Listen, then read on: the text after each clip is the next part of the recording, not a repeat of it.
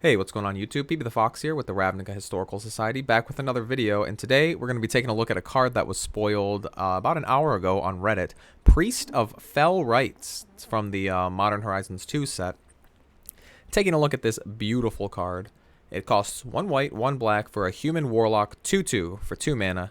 Tap, pay 3 life and sacrifice the priest. Return target creature card from your graveyard to the battlefield. Activate only as a sorcery. And then if you're not familiar with the Unearth mechanic, I think this is from Shards of Alara or something in the Alara block. For 5 mana, 3 white, black, you can return this card from your graveyard to the battlefield. It gains haste, exile it at the beginning of the next end step, or if it would leave the battlefield, and you unearth only as a sorcery. So basically, these come back 1 turn with haste, and then they go away forever. But that doesn't really matter because most of the Unearth cards did something cool like an Enters the Battlefield effect, or in this case, for 5 mana, we basically get another shot at Priest of the Fell Rites. Not at instant speed, but hasty. We don't have to wait a turn like we do when we cast it for 2. So with this card, what my immediate thought is, oh my goodness, Reanimator's pretty good now, because now we have access to 16 Reanimate effects in 8 cards. And that's what I was talking about on Twitter. And so I put together a little list here on MTG Goldfish. It's definitely like a rough first draft. This is, well, first of all, it's me brewing, well, not even brewing, right? It's me rebuilding a deck with a small handful of the 700 cards that are about to be spoiled. So number one, this will probably end up being irrelevant by the time Jumpstart is all the way spoiled.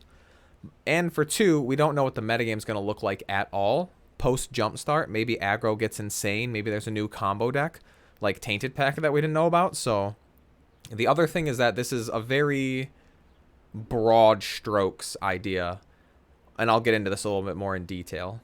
We start with 4 Stitcher Supplier, because with Stitcher Supplier and the other obvious card, Faithless Looting, we have a way to aggressively fill the graveyard with cards, and that's going to come up later with some of our other choices. But obviously, Faithless Looting is one of the best cards in Historic. Even after Jumpstart, it's still going to be insane. Stitcher Supplier, I've always liked it back when we played Arcanist on the ladder. It's a very good way, especially against aggro decks, which we saw in the IGN announcement that I think the last quote was something about pushing some sweetness towards the aggro side is probably where we need to be, or whatever like that. But there was a pretty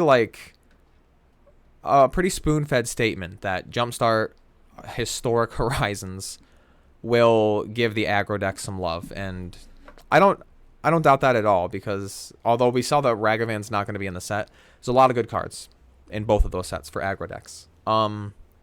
So my personal opinion is that aggro decks are going to come back, and Stitcher Supplier is going to be at a premium because it's a mill 3 for 1, and then it blocks and mills another 3. That's a total of 6. Pretty good when you're trying to go fast. We're playing Priest of Fell Rites. I hate this skin. I like this one so much better. I do not like this weird version. But this, along with, where is it? Unburial Rites, gives us 2 cards that give us each 2 attempts at reanimating something. We get to hardcast on Burial Rites on 5, or if we discarded it or milled it, we can just get it out of the graveyard, so that card's great. And this is essentially the same thing, right? It's an early reanimate spell, it's really good, and we can use it again from the graveyard later. So if somehow Control still stays out on top, we have enough reanimate to overwhelm their 1-for-1 counter spells. For the main cast, again, this is another part that's like very metagame dependent, and it will change based on what's good, but right now, I've got 3 Velomachus lore holds. There were 4. 2 Elish Norns, 2 Jin Gitaxias, and an Ulamog. Now, easily over here in the graveyard, or in the sideboard, sorry, Croxa's in here because I think Croxa is a good sideboard card, but it could easily be a good main deck card if Control is still really good. We'll talk about Lightning Helix in a minute. We've got Platinum Angel over here because it probably should be in the sideboard, but there are metagames where it's just really good in the main. It'll steal you games. And then Sheoldred, the Whispering one. This card is so good. If we see a rise in decks like Auras again, or more mid-range strategies, this can absolutely dominate. But I think Ulamog is very good just to be in the deck. Like, it's one of those things where sometimes your opponent will just have a permanent that you need gone, and then you'll get the Ulamog and be like, oh, well, there we go. Jin is another one where Jin is really good as the rush, right? The early game turn 1 looting, turn 2 priest, turn 3 reanimate it. Like, Jin is who you want to hit if that plan's going to happen, because dumping your opponent's hand basically means your 5/4 just can't be stopped. And then if you've got any kind of support behind Jin Cataxius, like when your opponent has no cards in hand, it should be really easy to get a Velomachus or an Elishnorn down and then just kill them. Elishnorn, obviously, like I said, I think aggro's coming back in a big way, so giving your opponent's team -2 is pretty brutal, unwinnable in most circumstances. Elishnorn's always been good. When I played Reanimator in Legacy 10 years ago, Elishnorn was in the deck because she was that good. Not surprised that she's still around. This card is insane. Yeah, and then that's our cast of characters to be reanimating. For support over here, we've got 3 Inquisition and 4 Thoughtseize. That's just me thinking that the absence of Brainstorm makes this card really good.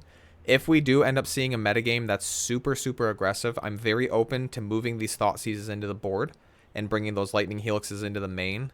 And I think that's the right build if we've got a lot of creatures running around that die to Lightning Helix. Right now, I don't know.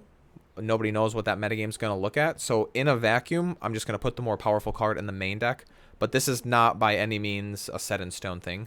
Whichever card is better is the one that goes in the main deck, and then the other one goes to the sideboard. But I do think that there needs to be at least 7 total of these 2 cards. 4 and 4 is preferable, but if you want to cut 1 Helix or 1 Thoughtseize in certain metagames, I think that's okay.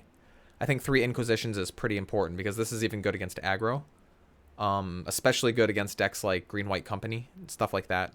You can really yank those early turn 2 or turn 3 creatures that are going to throw you off and buy yourself enough time to either like push just past it or line up another discard spell or removal or something to get through. Speaking of removal, we've got 1 Deafening Clarion and 2 Languish. And then we've got 2 Anger of the Gods over here. That's just another rough draft, broad strokes kind of thing. We've also got access to, Ritual of Soot, which gets all creatures 3 mana cost, 3 mana value or less. We've got Shadow's Verdict, which exiles everything 3 or less from the battlefield and graveyard. We've got options.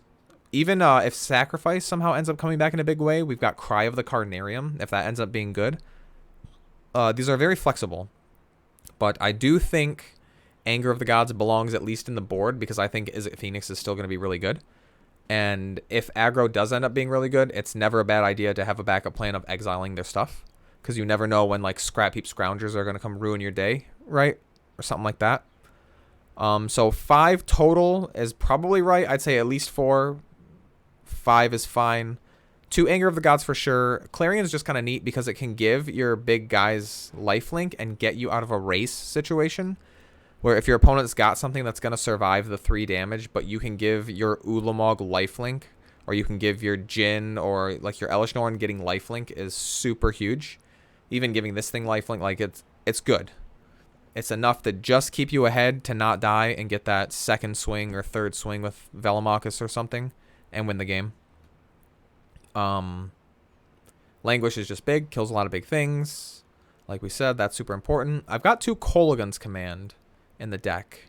And the thing I like about Kolaghan's Command is it's very flexible, and it kind of allows us to get away with not really playing any targeted removal. Like, you'll notice we don't have Blood Chief's Thirst. We don't have Fatal Push. We don't have Baleful Mastery. Like, we don't have any of the premium, low-cost, Heartless Act or anything like that. Kolaghan's Command is what we're playing in that place, because I think, again, if the metagame is super aggressive, you just go with the Fatal Push or the Blood Chief's Thirst or whatever, like whatever the metagame dictates. But going in blind, I like the idea of playing Kolaghan's Command, because this will grab Priest of Fell Rites back for you if it gets killed somehow. Like, a hand with Priest of Fell Rites and Kolaghan's Command and a way to discard a monster is a pretty solid hand. Going in blind, like even in a game 1 situation. We know from years of Modern play and now Pioneer that sometimes just making target player discard a card can be backbreaking. When you're in those late game situations where your opponent has 2 cards in hand and they need both of them, like Kolaghan's Command can just break that open for you.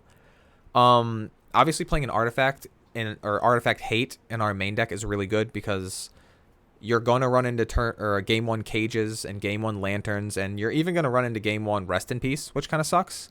That's something we'll talk about in a second. We don't have any backup plan really to rest in peace.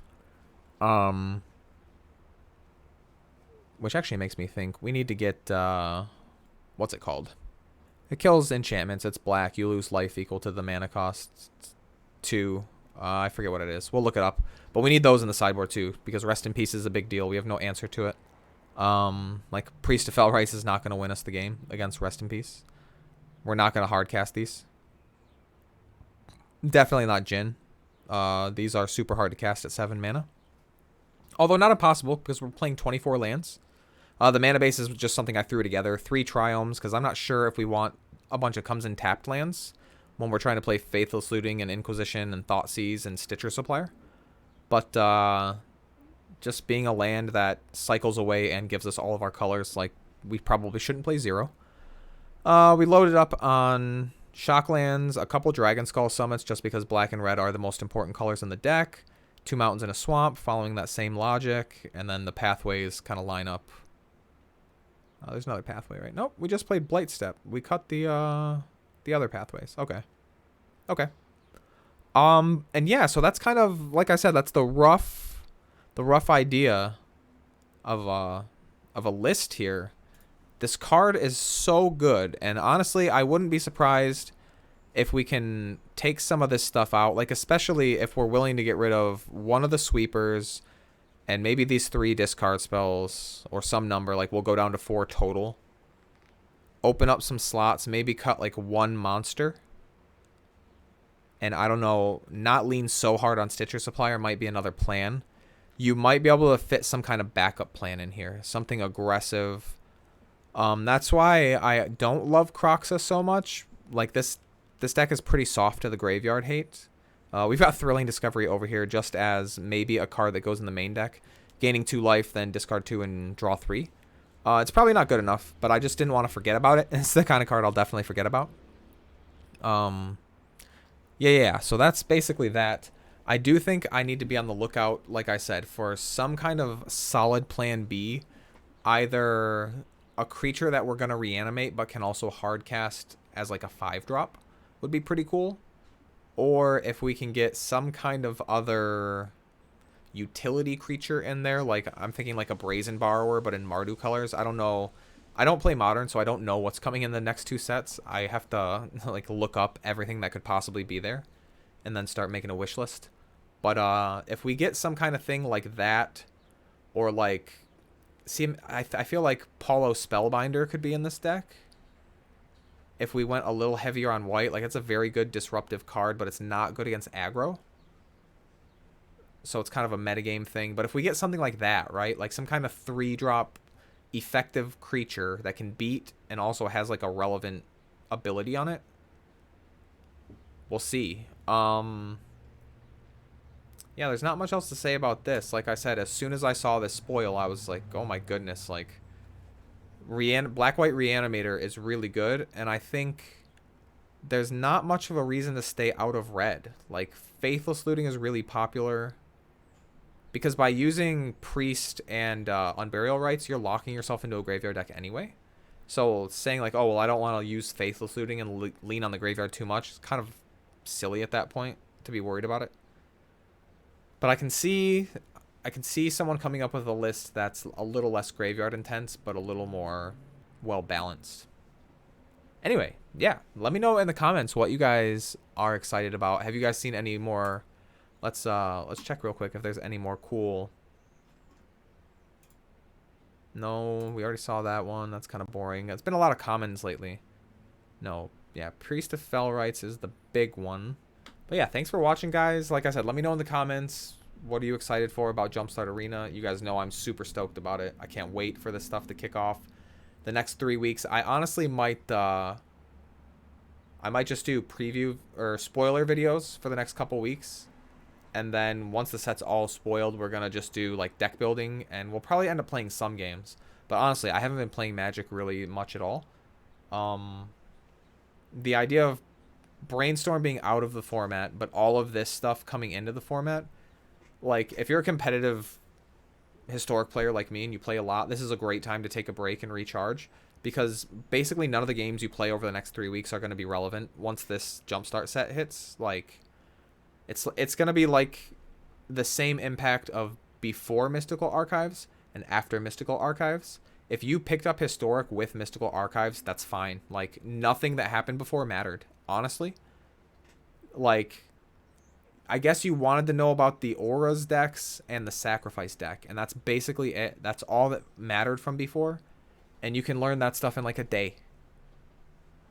Everything else about the format was brand new, and that's exactly what's going to happen with Jumpstart. As soon as this comes out, the format's going to just earthquake again, and that's going to be a great time for people to pick the format back up. I know a lot of people are complaining about the digital-only cards and all that, blah, blah, blah. Don't worry about it. The game will be fine, I'm sure. I'm really excited for it. And this new format, like I said, it's a great time to recharge the batteries and kind of take a little bit of a step away from Magic. So as far as the channel goes, I'm still going to post every day, but I'm not going to be playing as much games. We're going to be talking more. We're going to be just looking forward to the new set. And day one, we're going to be playing so much Jumpstart. Honestly, that might be the day I launch the stream again, maybe on Twitch. I was considering between Twitch and YouTube. I think I'm going to stream on Twitch. I already have it set up, and I've got followers, and it's just easy. So we'll start linking the Twitch below. We're going to be playing Jumpstart games probably that whole first day, and maybe even a couple days after, depending on how fun it is and how much people are liking it. We might stick with it for a while. But as soon as we can, we're going to be getting into new Historic, because I'm super excited. So everybody else, have fun. Look forward to it. Sit tight.